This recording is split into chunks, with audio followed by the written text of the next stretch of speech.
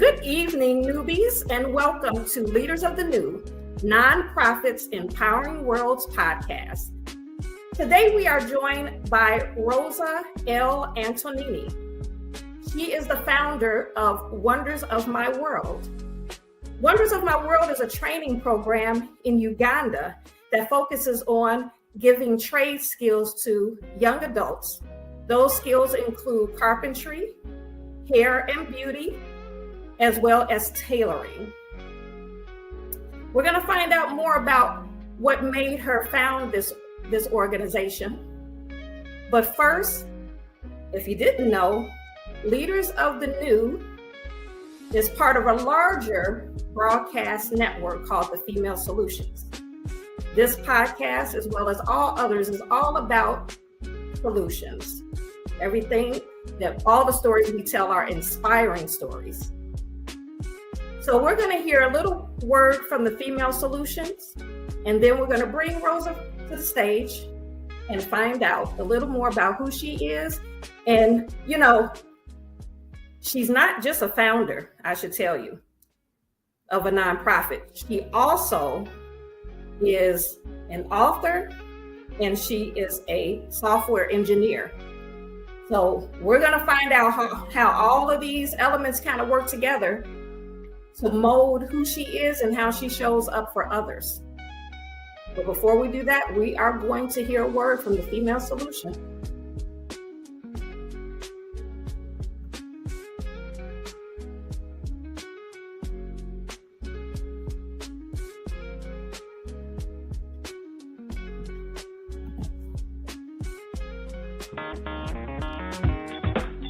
Women have the power to transform this world. We can end crime and violence if we all agree to do one thing: share.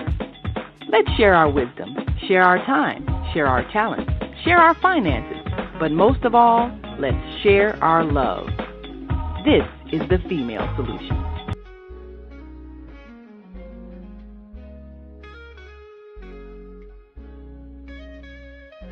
Hello, Rosa. How are you? Hi, Bridget. How are you doing? So glad and so grateful to be here, to be your guest today. Thank you. I'm so happy to have you. We've known each other for quite a while. Yes. And we've had conversations throughout the years. And I've always been very fascinated with you as a person and the work that you do. So I'm very honored to have you here today. It's mutual, because I always have this great admiration for all what you do and so many people that you help, that they can find and help actually with resources so they can accomplish a great thing in this world. So yeah, very grateful for you and for what you do. Thank you. I appreciate that. So for those of our guests who are unfamiliar with your organization called Wonders of My World, which is an awesome name. Makes me think about an amusement park or a playground or something. So you're going to have to talk about where that name came from as well. But okay. Can you just tell us a little bit about Wonders of My World? What does it do? Who do you serve? And what the mission is? What are you trying to accomplish? So Wonders of My World is a program that tries to break this cycle of poverty, how I see it, by helping young adults or enabling young adults in financial need with the skills. I am a huge fan of education, learning, because I come from very, very humble beginnings. And without education, I wouldn't be what I am today. So I think that, to me, that is the best you can give someone. Doesn't have to be, let's say, traditional education, because sometimes that is not possible. For example, all these young adults in Uganda, they have no access to education. Many of them, they don't know how to read, how to write. But they can learn a skill. And that's why, I concentrate on showing and implement something that they can become independent. Carpentry, hair and hair and beauty. All of those things, you don't need really prior education, just dedication. And all this group of young adults that have gone through the programs, they really give their best. They really, I'm so really proud of them because, they have to go to work. They have to help their family. And they spend all this time for a year to a year and a half learning these skills. And they are so good. I just post some of the pictures. And thank you, Bridget, for your recommendation. I know that I didn't have all these images in Facebook, so I'll be trying to add it there. It's something that I've been doing. And, I really realized that they deserve to be seen. This has nothing to be about me. I want them to be seen because it takes a lot to do what they are doing. And they just put all their energy and effort, and they're doing great. I mean, we can go into some of the stories, but so in summary, Wonders of My World just enable young adults in financial need with the skill so they can get a job that hopefully will help parents and kids to make a better life. And when you say young adults, what age group are you actually talking about? Yeah, so Wonders of My World right now I started in Uganda. My vision is that I really would like to expand these programs to other countries, including Dominican Republic, which is what I'm from. So, but right now I started there. So the young adults, it depends on the country. In Uganda, at young adults, we are trying to limit to 16 the age that they can start. So most of them, they are older, like, 16, 18, early 20s. So that is the age. I know that there was like one that maybe was 15, but we try, over 16, the age range. Many of them have kids already, and that is the purpose. The purpose of these programs is really to help those parents, because otherwise, and there is a story that always stick with me. Maybe I don't know if this is the right time to tell you this, but one of the students of the first group, her name is Marianne, and she's so talented. She's the one that I added in the Facebook. She's standing, and the dress that you see, she's like facing the other way, so you can see the back of the dress. And I purposely chose that image because she's so talented. And all of them are so talented. She made that dress. And if you see the dresses that she made, beautiful. I hope someone will hire them at some point and really give them jobs. But anyway, beautiful, beautiful. They have great talent. And after she finished the program, she sent a letter to me. And it was so, I'm telling you, my tears came, because sometimes you know how this is. You work a lot, you try a lot, right. And sometimes you question, why am I doing this? Why? Because a lot of door closed. It's hard. It is hard. And then in that letter, she said she was so grateful. And she told me that thanks to this program, she didn't see any more family members dying from hunger. Wow. And that was, it meant so much to me, because at that moment, it's like sometimes you're just helping 10 or 20 at a time, and you would like to do 100 and 1,000, but you don't realize the difference that is one life that you change. One life. They sent me the picture of the mother, and the mother sent me thank you so much. Now my daughter has a job. So we send help, some sewing machines. So she got her machine, and she was so happy. But the point is that sometimes, and many times, we're used to a life that we think that maybe doing a little something here or a little bit there, maybe it's not enough. And I used to think that way. And I remember feeling like a heavy weight over my shoulder, because I wanted to change so many things. And I wanted to see, everything, more people happy, and at least with the resources that they needed. And it took a lot of time for me to realize that I wasn't going to do anything from that perspective. And then I changed, really, my mind really changed. And it did a flip in asking myself, what can I do? And changing a life, 5, 10 life, whatever is that number at the time, that's good enough. You do the little thing, as small as it can be or as big as it can be, but it goes a long way. Because for one person, even if it's only one, it's a big change for them. So anyway, I love Marianne. Hopefully one day she sees this, but so talented, so talented. Well, Incredible. absolutely. You know, helping one person is going to have a ripple effect. Like you said Yes. earlier, when you help the child, it also prevents their family from being in poverty, because that child will bring that money back home, and it will help their brothers, their sisters, their mother, their father. Yes. Speaking of mothers and fathers, how are the parents relating to you and this program? Are they in support? Is there some convincing that you have to do? How is that process? What does that process look like? Yeah, so over there on the ground, we have Moses and a few members of the Love Street Ministries is in Uganda. So they, sometimes, remember, some of them might not have parents. Some of them, they're already like maybe with kids. So, and in some cases, they're parents. And no, all parents, they really want, all the kids, they want to send them. There is a line of more waiting. There is always more waiting list. So yeah, all the parents, they really want, because the community has nothing. I don't know if you've seen the picture, but even, there is not enough shoes, there is not enough of anything. And they see the change. They start making the clothes for their kids. They start making the clothes for the community. They start doing this hair like braid and with colors and very creative. So the community has seen the change. So there is no pushback at all. Everybody really, so many wants to join. Yes. I love that.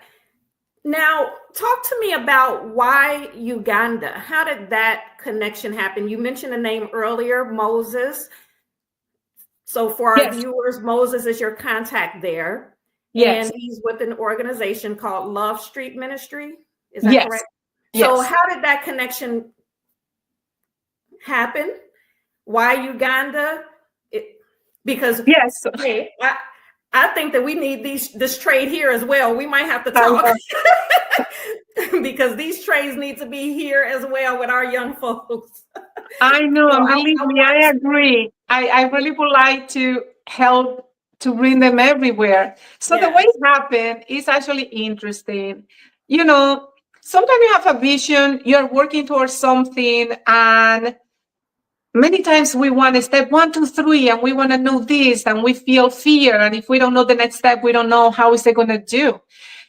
And you always just have to be patient. You keep working. You keep in your mind knowing what you want to do. I know I wanted to help. I know I wanted young adults. I knew I wanted this education, right? And it was through Instagram. So I did one story one day, and I said, ask anything, one of those Instagram story. So Moses that work, in this, they have an orphanage. They work with orphans. Everything is little kids that have been abandoned, and that's all what they do. So they try to gather funds for their, food and also, school, things like that. So I had done a donation, before, so I knew about this organization, like I have seen it already. But when he sent me the question, so the question that he sent was, will you help the children? Something like that in that context. Now, we know that there is a lot of scamming, social media, and a lot of things that sometimes try to do that. But this was different. I've been seeing this organization already. And in the test, for a moment, I thought about it, and I didn't reply right away. I researched more about what they were doing. And then on the next day, I replied. And then I said, I love what you're doing, helping the little kids. I completely understand. And there is need for food, and there is need for all what you're doing is a wonderful job. But I have a mission. I really want to help young adults with vocation, a program, learning skills that they could have a job so then they can bring money and help parents and kids. That has always been my vision. So I talked to him and he listened to me. There was nothing there. It's not what they did. But he was so willing to say, that he will help me, and we just start working together. He started doing the recruiting. He mentioned to the ministry over there. So then it kind of had that branch then where they started recruiting the kids, young adults actually. There were some like early 20s as well. So that's how we started. And it has been already 4 years. It's 4 years that we started. Wow. Yes. How many students have you graduated? I don't know. In total, every time it's a group like of 20 at the time. That's what we have. I mean, we started with 12 the first time. And then, it's been like 20 every range. Right now we have 20 more coming. So I don't know the total by now. Maybe we hit 100 soon. Okay. Yes. So it definitely seems like an endeavor that you need to have. By being in another country, you need to have a contact there. Yes. And so social media was that bridge for you. And Yes. that's what's great about social media now, that you can actually collaborate with people all over the globe. There's no limitation. Yes. Yeah, that's what is good. Like these days, they have the need, because also they know you just need people that you can trust, and the need is there. And there is a lot of people that want to help. They're helping a lot their community and the little kids. That is a big need over there. A lot of kids, have lost their parents, and they're on the street. So that is like their main thing. But then they're doing this with me as well. So talk to me about the very first step you had to take, because this is an actual school. I saw, let me pull up another picture here. Let's see.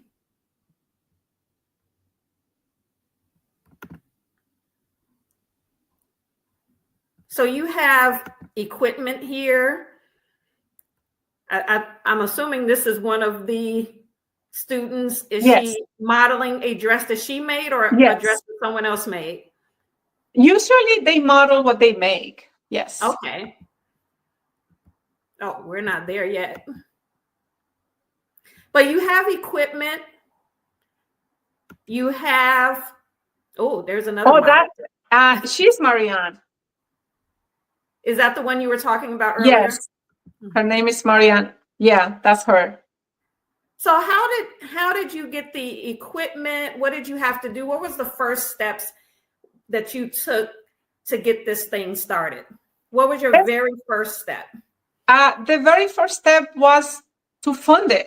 To fund it over there so they provide, because sometimes buying the stuff is more expensive. So they provide finding the teachers and the location. They have it over there when they do it. So it's just to fund that everything, is happening smoothly over there.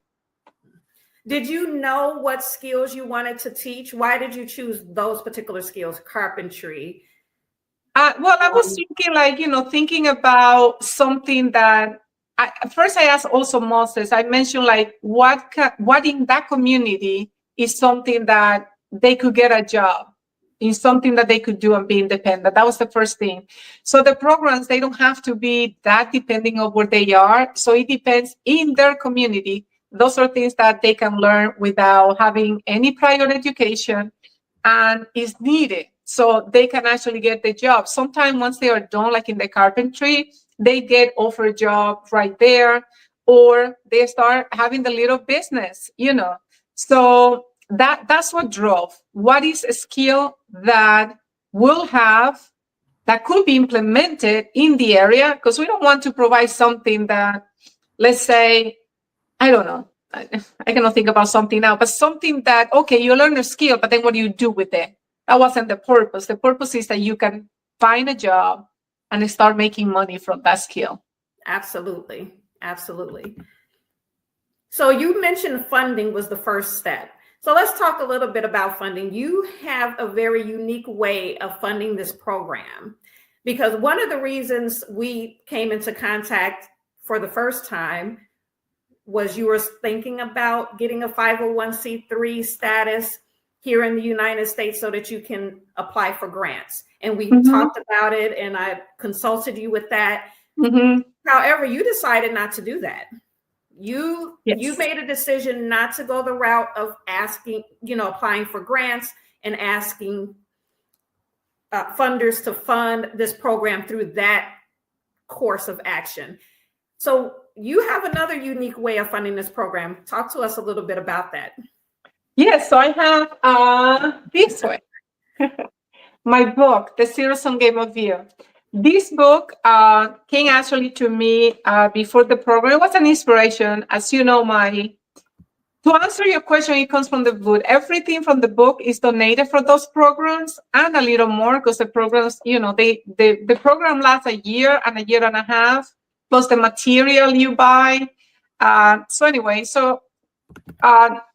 It's the book and maybe a little more as well. But the book, 100% of the funds goes through that cause. And also, I have other stuff going on that I'm hoping that it will help to expand these programs as well. But yeah, that is the route that I decided to go. And what was the other question?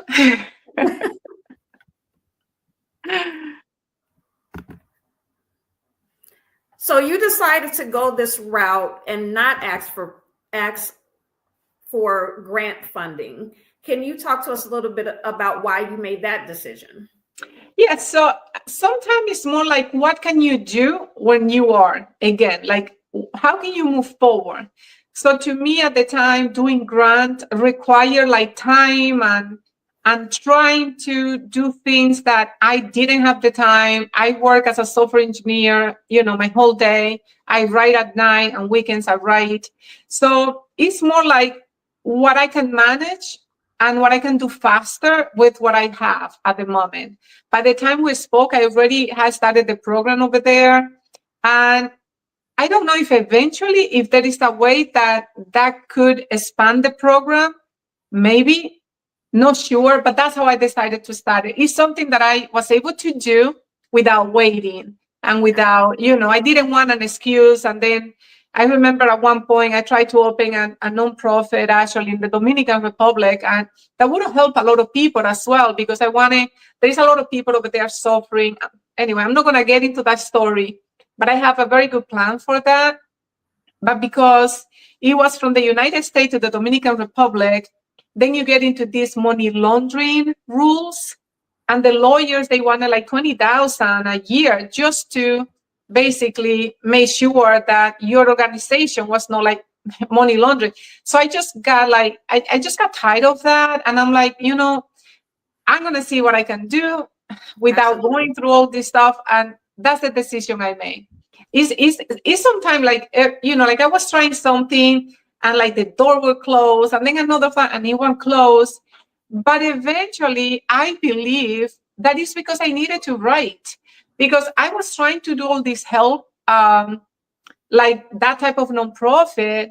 And I think that maybe I went through so many hiccups because I think I really needed to write, because the book has a message bigger than the organization and the nonprofit. Somehow that drove me to, which by the way, when I wrote the book, like the first edition of this book, I didn't know the objective. I didn't know that I was doing it to donate. I didn't do nothing like that. This book came to me as an inspiration right after I had a very, I was just tired of trying, because I was, always feeling so heavy for the people that are struggling, feeling sometimes guilty, feeling that I have more than enough, or others maybe don't have food. So between that guilt and whatever that comes sometime, when you come from very humble beginnings, that's one of the things that you have to deal with. The guilt that you feel, it's not like you don't deserve it, but yeah, there's a lot of baggages that come when you come from a very humble beginning, because it comes between worth, deserve, and leaving others behind. as well. If you have all those feelings together. So that is another conversation. But all of that was coming to play.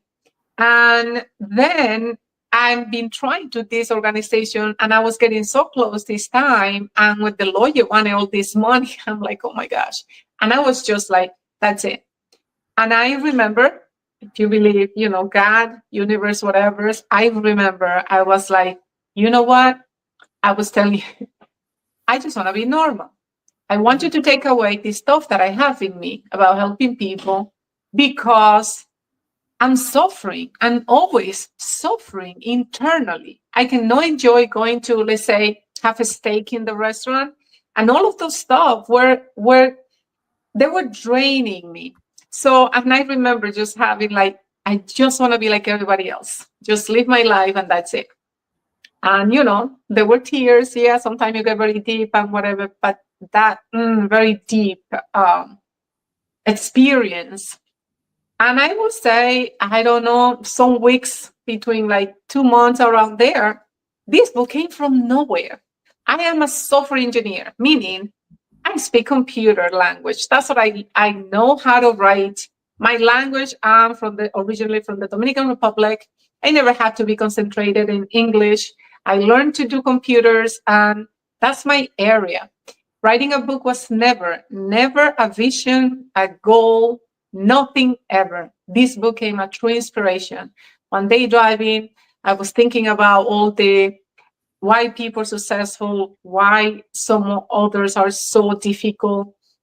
And it just it's a zero-sum game. It literally, I saw the title in my head, and I can tell you, I started writing almost like if magic will happen in my fingers. I wrote without thinking about grammar or anything, just writing. And sometimes I will get stuck, and then I will have like dream at night, and then the next day I will like continue writing. So I always say, sometimes we get very, not stubborn, but very fixed on an idea that we want something, A, B, or C, and it has to be that. And what I have learned is that you need to be open. You have your desire in your heart that you're doing it for the right reason, but you have to be open to see how things develop. Because sometimes, it seems that the organization wasn't really my thing. It came as a side, because when I was done with the manuscript, all of a sudden I said, I'm going to donate 60%. I remember that's what I said, 60%. I mean, I donate everything, 100% of it. But I'm just saying, at the moment that I was done, that's what I said, right? So, and then at that specific moment when it was done, it's like where I put everything together. And I'm like, oh my goodness, this was my way to do what I wanted to do. Like, I didn't want to be asking for money. I didn't want to be whatever. And it was this. So I feel like with this, I help internally the person. And I have another one that is coming up in May. But, there is a lot of, I feel, giving back in this book. Like, there is a lot of love. There is a lot of compassion. And there is a lot of giving back. Like, everything, that I have learned, anything that I think is going to help them, not just, like, I believe a lot. So I try to give a lot in those books. So that's the story. That's how we started. So we're going to take a quick commercial break, but when we get back, you said a few things that I would like for you to expound on. We're going to talk a little bit more about those humble beginnings, and we're going to talk about a little bit more about what's actually in that book. Okay. Can you say the name of the book again? The Zero-Sum Game of You, From Stuck to Thriving. I'm going to tell you that is a complicated title, because every time I wrote it, when I was marketing this particular show, and I had to write the Zero-Sum Game of You, I kept putting the dash in the wrong spot, and then I would have to go back and edit it. I cannot tell you, Bridget, this was the inspiration. What can I tell you? It's the name I saw. But I'll tell you why. I got that wrong so many times. But we're going to take a quick commercial break, and we're going to talk more about the Zero-Sum Game of You. Yes, and also how the name came up. You asked me that question. I forgot to answer. Yes. Sure. We're going to get into it. Perfect. Everything we're made of contains light.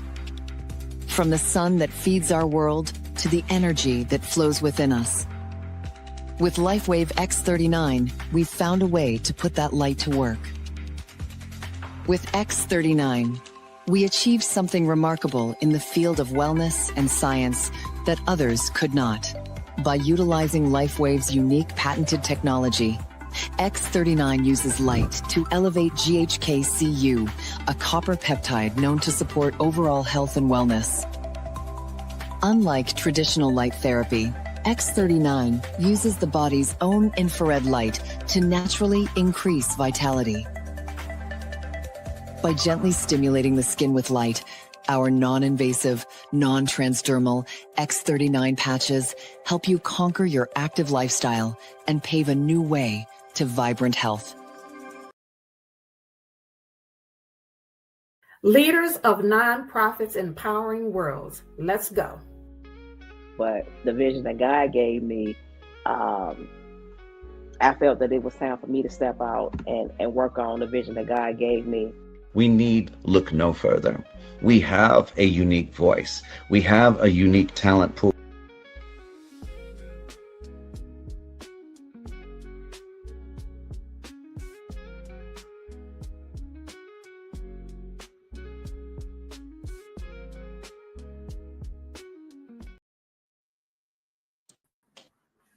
Okay, and we are back.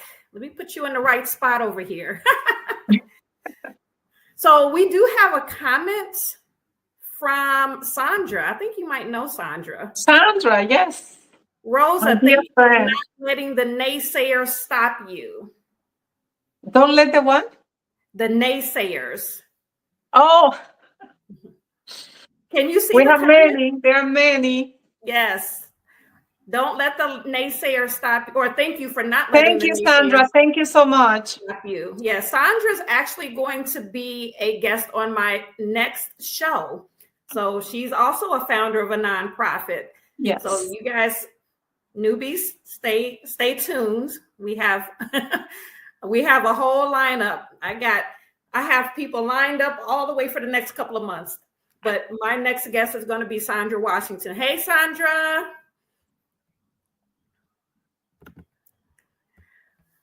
Okay, so you mentioned humble beginnings, and what I, for one, know that you're humble because when I was creating the marketing materials for this particular show, in one of the flyers, I called you a philanthropist.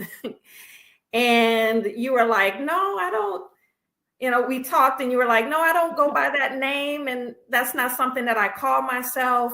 And I told you, well, that's good. And that's honorable. And you probably shouldn't call yourself a philanthropist, but it's okay if other people say, hey, she's a philanthropist, because really that is what you are. And by definition, but I'm saying that to say, I know that you're not trying to take credit for the work that you do. No. Because of the conversations that we've had. And you always kind of shy away from people giving you credit. And it's not like you can even find a lot of things. You have a lot of stuff on social media related to your book and some of the other things that you do, because you also talk about self-development type topics. Yes. And that's what your book is about. We're going to get into that in a minute. So you have other things that you're doing. And a lot of what you see on social media related to you is about the work that you're doing with helping people to develop themselves, their inner being, and to overcome restrictions in their life, and to overcome obstacles, and to kind of merge the spiritual as well as the physical. And you don't see a lot about the charitable work that you do. I could not find one thing. I'm like, woman, where's the pictures? Where's the this and that? So I this know. is something that you're not broadcasting. I want my audience to know, like, she's not out here saying, this is what I'm doing. I had to force this out of her. I had to force her to, send me some pictures. I couldn't find anything, but you did just put a page up, I think yesterday. Thanks to you. Thanks to you. Thanks to me. It took you come to me for me to, and it was a lot of thought I did. I'm like, trying to say, okay, I really don't want to make this about me. That's why there is no picture of me on the page and whatever, but I need to give some credibility so he knows it's real. And that's why I put the name to show the journey of the students. Because then that's, the fact that you asked me for it, and I never sort of like that, because, sometimes, whatever. So what I say is, they deserve to be seen. They deserve to other people to see how, all what it takes for them to do this. And then when they do it, and to maybe give hope to maybe someone that is not struggling in that way and is struggling in another way. But I'm telling you, Bridget, that page was born because of you. I literally did it, I think, last night. So there are all the videos. I just put some. Yeah. I saw it. I was like, what? She put a Facebook page up. So after 4 years, she finally put a Facebook page up for Wonders of My World.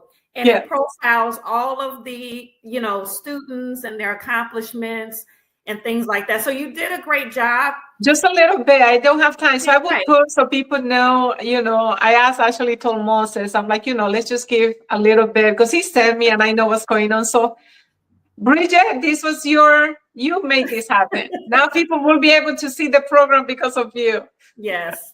But this is something she was not profiling. She was not like, hey, I'm out here doing this. And again, it's coming from the heart. And those are the people that I admire, people that they're not out here just saying this is what I'm doing, but they're doing the work. They're doing the work. And it takes someone else to say, hey, a light needs to be shined on this. Okay. So that's part of what that's really what this podcast was born out of, because I help so many clients, right? And they, majority, not all, but majority of my clients, I helped them to start the nonprofit from scratch. So they didn't have a nonprofit at all, or hadn't done anything toward starting the nonprofit. So I helped them take the first steps, but they were already doing charitable work. They were already out here doing the work just from their heart, and so sometimes I see those people get looked over in terms of, grant funding and things like that. And so it really just kind of burns me up a little bit. But I felt like I needed to let people know that there's people out here really making a difference in this world. Mm-hmm. And I want those stories to be told, not all this other negative stuff that we're hearing all over the place. If you just listen to the news, you would think nothing good is happening in the world. And there is. Yeah. There's more good actually than bad in this world, but you wouldn't know it looking at the mainstream media. So I said, a light needs to be shined on these unsung heroes out here that's really grinding, helping people, not asking for anything in return. Even when they don't get funding, they're still out here doing the work and they're making it happen. And like, those people need to be, a light needs to be shined on them. But yeah, I say all of that to say, this woman, she has a lot of stuff out there. And you're going to give me a headache. I'm none of it was related to this major thing that she's doing from the heart. And let's change it to the students. Yeah. So that lets me know that you are doing it from the heart, and it's humble. So Wonders of My World, what made you come up with that? With that the title, name, or that the name, actually is because of my kids. I call them they are the wonders of my world since they were little. So I felt that in the program was based on pure love, which is what I feel for my kids. I have a son and a daughter, and I always saw like nothing else will matter as much as them. And they knew that, right? And I want them, like, when you have kids, they become your wonders. So that's what it came from. And it's because it was pure love, which is what I feel I have for this program. That is like, that can happen because of love, because you love the person, not by blood, not because you know them, just because humanity, we are like in this together. So it's that love that connects us. And I think that's how it came out. Yeah. Okay. Now let's switch to the title of your book, The Zero Sum Game of You. Where did that come from? I think that's a concept, isn't it? The zero sum game.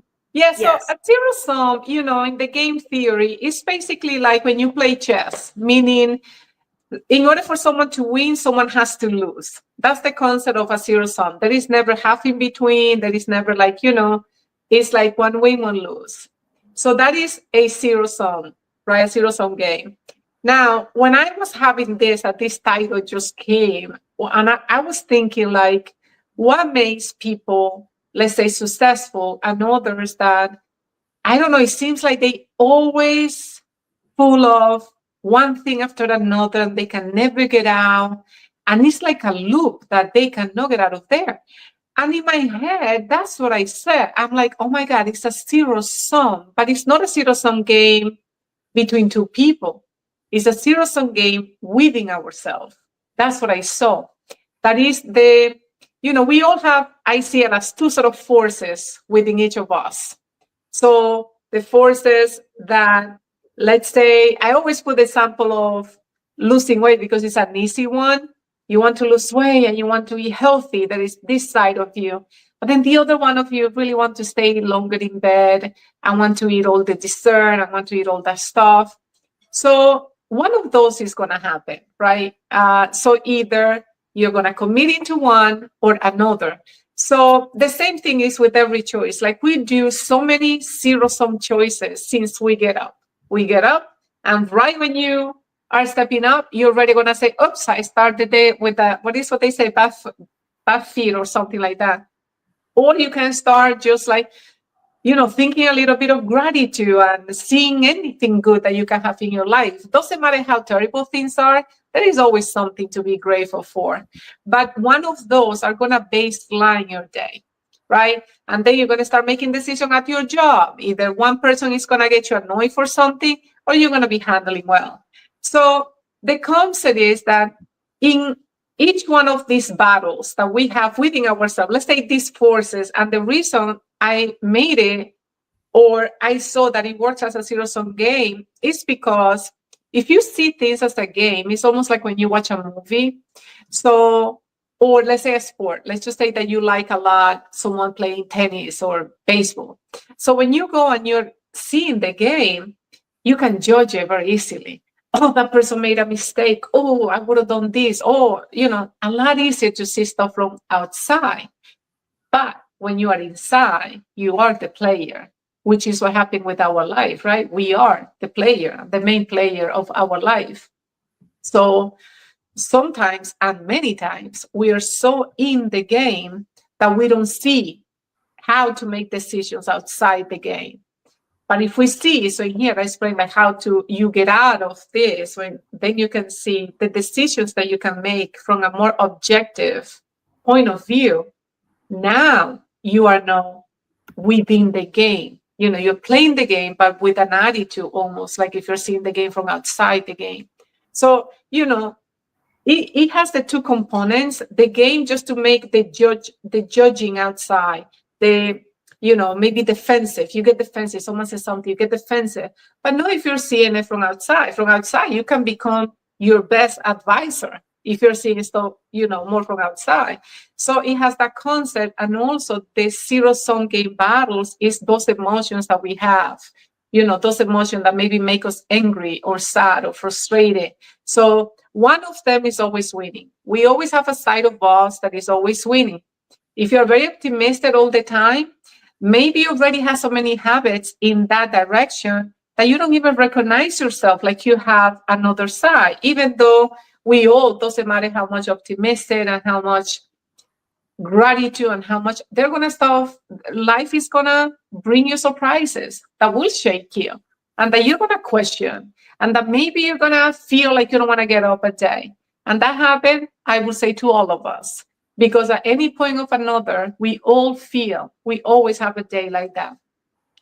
But the question is how long you stay in that state, right? How long you shake it off and then you just, continue. So in the book, it's more about giving these tools, that realization. I touch into the cultural belief, right? Because that's another thing that is programmed, in my career, software programming. That's all what I do. I see patterns. So I've been seeing patterns for a long time. I design architecture and do a lot of programming. I see the same with me and with other people, that this programming that happens sometimes before you even had the mindset to make a choice. But somehow we think that we're choosing from a baseline that started long before we were choosing. And those programs, inner programs, are within us, and they're, triggering certain behavior and certain thoughts and certain patterns based on that. So even that, recognizing that when you're feeling one way or another, just to question, is this really, where is this coming from? If you feel, sad, if you feel that you cannot get something, if you feel something is so difficult to stop, and it's not not like, oh, it's me. Where is this coming from? Because many times has nothing to do with you. And we have learned so many behaviors and patterns that we don't know. And we just play like by default. You go by default. And we think it's part of our identity because we're so used to living in the program. So all of those concepts, the book has many areas, right, that it deals with different areas, but that is part of the main foundation that I discuss in this book. Yes. I'm going to share a quote that I found from you in another interview that you did. And the article was called Purpose Before Profit. Rosa Antonini of Wonders of My World on the benefits of running a purpose-driven business. That was the name of the article. Mm-hmm. Now, I want to let our audience know that you are also a computer programmer or a computer engineer or a program engineer. Software engineer, yes. Software engineer, yes. Okay.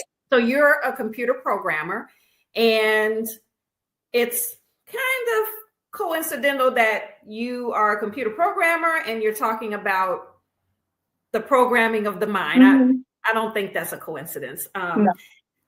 But this was the quote. Like software, we can reprogram our internal narratives, break free from the limiting beliefs, and transform even our greatest struggles into the foundation for something extraordinary. Yeah.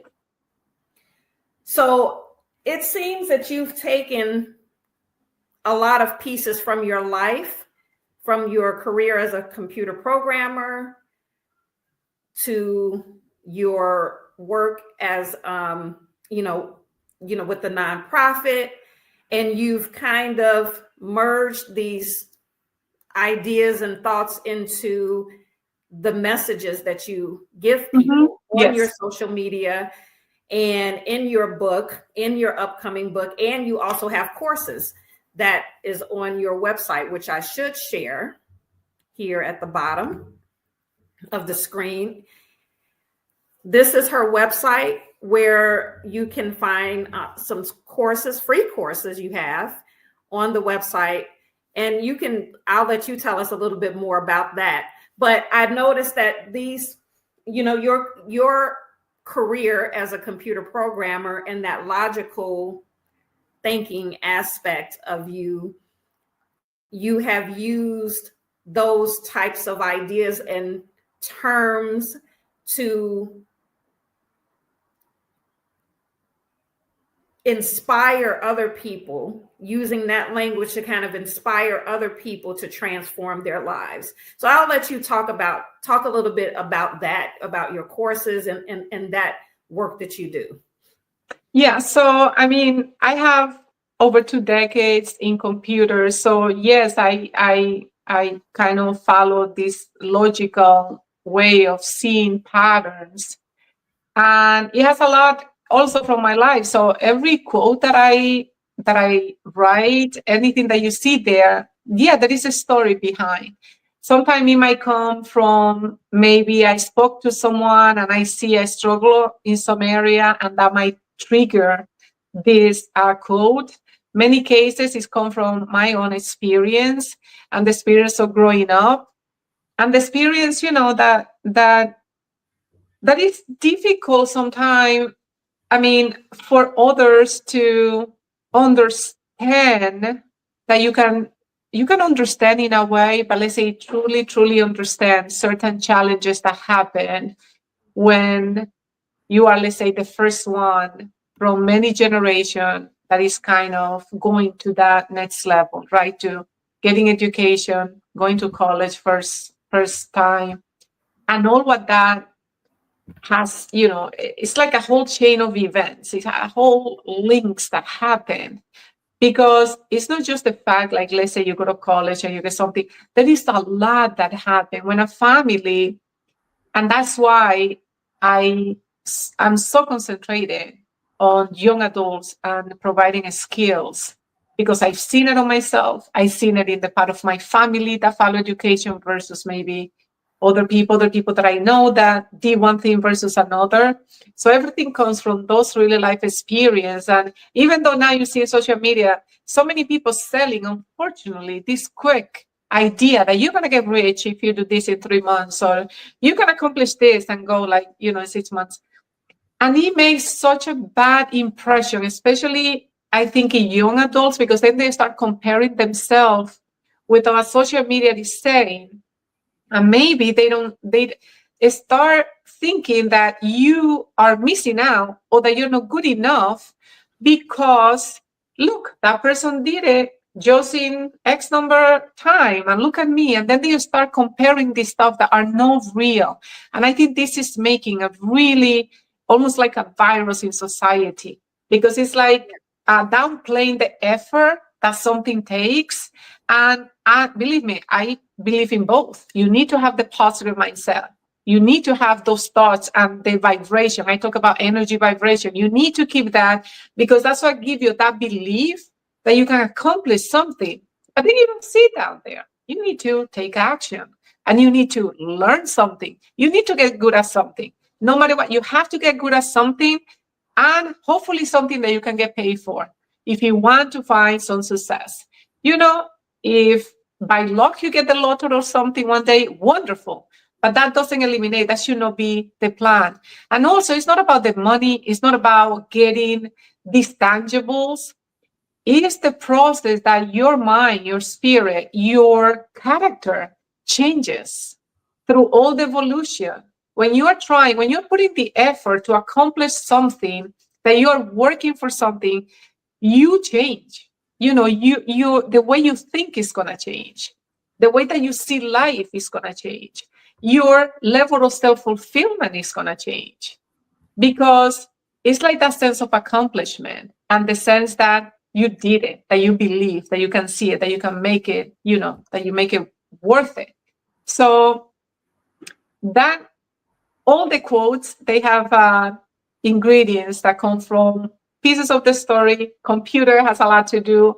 The way that I develop has a lot to do. Seeing patterns, but also it's not just for inspiration. I do a lot of the computer and software engineering when I talk, because I believe they're practical tools. Because I think if you take it and you're serious about it and you put the time and effort, I believe you're going to see a change, because I did it, because I've seen it, because it's very logical. But there is the whole thing of it's not just like, let's say someone might see someone that doesn't, a couch potato, how they call it, that person is lazy. And it's easy to judge others because sometimes, one, we might not understand the culture, even a different culture. Sometimes we don't understand what is inside that person, what is the foundation that came. So we also, there are cases in which you can judge yourself, like, oh, why I did that? Oh, I hate myself because I did this, or I wish I could go back and just change. And always this redo, the style of redoing something that is already in the past. And I always say, most likely, if you were back in the past, you will gonna do it the same way, because it's like, if you're already in 8th grade, you cannot try to behave, try to have a 2nd grader behave like the 8th grader, right? There is a lot of learning that happened already. So when we look our younger self or something that happened in the past, it's better just to see the compassion and send the love and know that you did the best with what you could and what you had at the time. And that's the reality. Not to judge yourself with the knowledge and experience that you have today. That's not fair for you, right? It's not fair for us. So I think that, that also helped to let go that decide of going back and just, understanding that at any point, and that's why awareness is very important. Like, to live in awareness, it's not that you don't make mistake. It's just like you are aware of where you are, but you cannot judge the past with the knowledge of today. Absolutely. So, absolutely.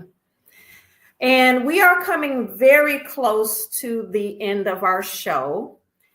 One of the big takeaways I would like for my newbies out there to get from this particular show is that you don't have to depend on grant funding for your nonprofit. That is a resource. But I always encourage people, even if you're seeking grant funding, to always diversify your revenue stream to your organization, because grant money is slow money. Sometimes it takes a long time for you to get enough grant rotation to be that you can depend on. It takes years a lot of times to do that. And until then, and even when you have accomplished that, several funders funding you repeatedly, you still have to have some other means of income other than just grants. And because funders can always pull their grant funding from you for whatever reason. They might not have the money to fund you one year. So you want to always have other things coming in. This is a way, fee for service or selling products. In this particular case, Rosa sells her book. 100% of the proceeds go to Wonders of Our World, Wonders of My World. And so that is a resource that you can create. So we don't want to just depend on grant funding. And so this is in a way a lesson also for people that are thinking about going into nonprofits, or some people that may be in their nonprofit right now but are struggling to find grant funding. You have other options. There are other ways to bring in revenue. So this is a great lesson. I'm so glad that you shared that with us, Rosa. And we are going to come to the end of our show now. Is there any final thoughts? I do want to say, please follow Rosa on Facebook. She's on Instagram, and she now also has a Facebook page for Wonders of you can follow World. The program. I will keep updated with the student program. If you go to the Wonders of My World Facebook page, you will see all of the students that are going through the program and their accomplishments, and you will get updates around that. If you want to purchase her book, how do you purchase the book? That could be our final thought. Amazon. No, I have a message before. You can get in Amazon. Rosa Antonini is easier maybe to find that the Zero Sum Game of the Year. I have a message for anybody studying a nonprofit or that have that desire.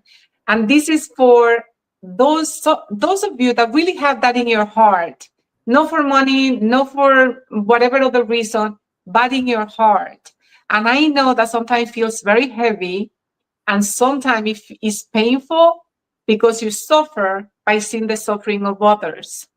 And one thing that I learned is that you cannot help others from a place of suffering. Because the suffering, if you bring the suffering from others, it really steals your energy. And I was like that for years, and I couldn't understand it. In order for you to create, to bring more opportunities, to be able to really spread the love, it's like switching from, and I know sometimes we might say, oh, this is unfair, or this is fair. You forget about all that and try your energy and your love, just let it flourish. Keep, like in a way, you cut the cords of all the way that the suffering from others bring to you, like you're feeling it. You have to let that go. So then you can rise here, so then you can help them without being there. Because otherwise it's very difficult and you're not gonna make it. I'm telling you, it takes a life of you. It really takes a life of you. So you really have to have the love, have the compassion, and in a way, the boundary, so you don't carry. And a little thing is better than nothing. Forget about all the suffering. Concentrate on one little thing that you can do, one that is manageable, that give you the happiness, that you feel like, oh my God, that's great. One little thing at a time. That's all what you can do. Yes. I hope One that step helps. at a time. That's a great message. And It helped me. with that being said, we're going to end this podcast. Thank you for joining us this evening. Thank you so much, Bridget, for having me. Thank you so much. Thank you. And thank you to our newbies out there.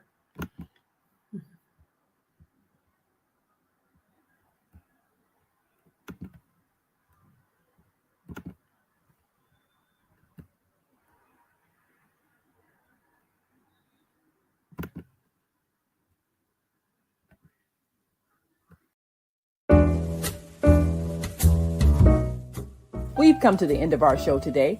If you missed any broadcasts, go to our website for the audio and video archives at www.thefemalesolution.com. On behalf of our team of radio hosts, I'd like to thank all of you who participated in today's discussions. And to our global family joining us from all around the world, we say thank you. To our family in China, xie xie. India, dhanyavad. Japan, arigato. Korea, kamsamnida. Russia, spasiba. Germany, danke. Poland, dziękuję. France, merci. Spain, gracias. Italy, grazie. Egypt, shukran. Ghana, madasi. Nigeria, eshe. South Africa, ngiyabonga. Senegal, jaref. Kenya, asante.